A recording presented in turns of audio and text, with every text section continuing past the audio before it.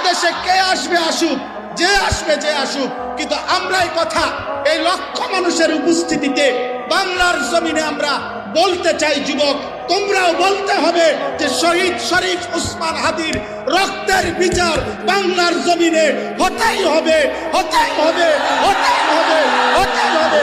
দাঁড়ায় বলো ইমানদার, বলো যুবক, দাঁড়াও নওজোয়ান, দাঁড়াও নওজোয়ান, বলো ইনশাআল্লাহ।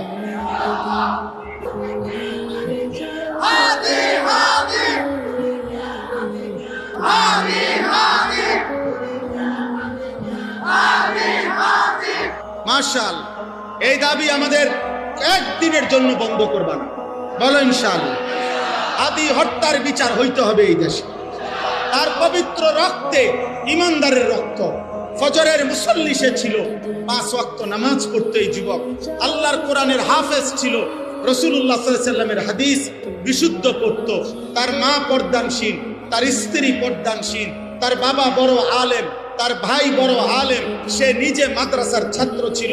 আল্লাহ বলছে, যুবক রাজনীতি তো বহুত জনে করে, কিন্তু ইমানদার যুবক তোর ফজরের সেজদা 5 ওয়াক্ত নামাজের বরকতে আমি আল্লাহ